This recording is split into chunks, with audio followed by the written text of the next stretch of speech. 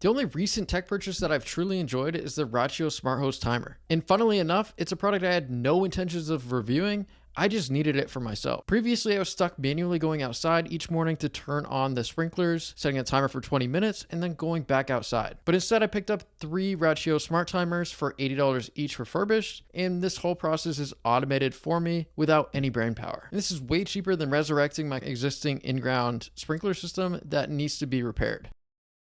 Each Rachio timer ships with its own hub. You can place the hub anywhere that has solid Wi-Fi and is close enough to reach your outdoor spigots. My house is decently sized, and one centrally located hub was enough to cover all 3 spigots. And this is a huge win because the last thing I wanted was 3 different hubs scattered throughout my house, taking up countertop space. The setup was okay, but I had to temporarily disable my router's 5 GHz band so that the timer could join the 2.4 GHz network. This was annoying, but it's common for a lot of these smart home products. And once it's paired, you're golden. And just a heads up, these hose timers only work if you leave the faucet open 24/7. That keeps the line pressurized, but the water does not flow until the timer opens the valve. You can choose how much water pressure you want by opening the spigot all the way, but usually I leave mine fully open for consistency. The downside is that if your spigot leaks even a little, you'll waste water. One of my spigots is constantly dripping. Sure, a plumber could fix it, but it's probably only wasting like 50 cents of water a month, so I don't think it's worth the hassle to get it fixed. So this really isn't a big deal, it's just worth noting.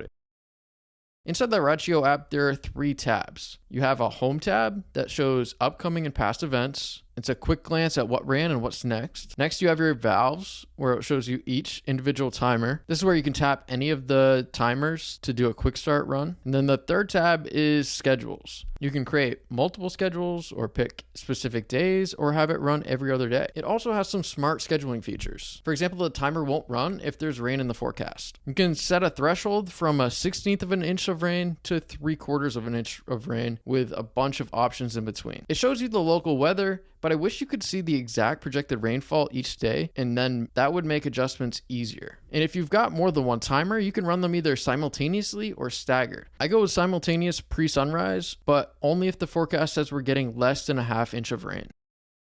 For manual control, you can press the physical button for 1 second and it launches a quick run using whatever your preset duration is. I started with 20 minutes to match my sprinkler's daily schedule. The problem is when you need your hose for other activities like washing your car, or cleaning the deck, or firing up the splash pad for the kids, that the water will shut off mid-task because it's only going to run for 20 minutes no matter what. So to fix this, I just changed my quick run settings to go for 2 hours. So if I hit that button and we need the hose for other activities, it'll just keep going. What I'd like to see is a single long press keep on the hose indefinitely. And then they could make the double press do whatever your set quick run time is. Another minor beef that I have is every time you do a manual run, it shows in your event logs. This makes sense if you're using the manual mode for the sprinkler, but it kind of corrupts the data if you're using it for other activities. I would like a way to hide these manual sessions to keep the data more meaningful.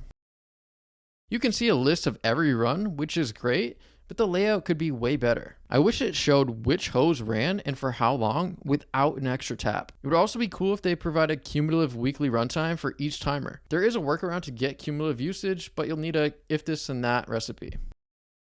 In day-to-day usage, the reliability has been awesome. Once all 3 timers were connected to the hub, I never had to reconnect or reboot or do anything, and I've been running it for about 5 months. Like I already mentioned, one centrally located hub covers 3 exterior spigots in my multi-story house, but theoretically, up to 8 timers work with a single hub. Your results will obviously vary based on the placement of your spigots, the strength of your Wi-Fi, and the placement of your hub. As far as battery life, each timer uses 2 AA batteries. In my 5 months of usage, each timer still shows the battery as completely full. So based on that, it seems reasonable that you should be able to get at least a year of usage with the same set of batteries. As far as smart home integrations, it does work with Alexa and Google, and it was once supported by Apple HomeKit, but that option has been removed. After you have the scheduling set up, I don't think there's a ton of reason to need a voice assistant anyways. And if you wanted to run automations inside Alexa or Google, you're going to miss the in-app rain data that Rachio has.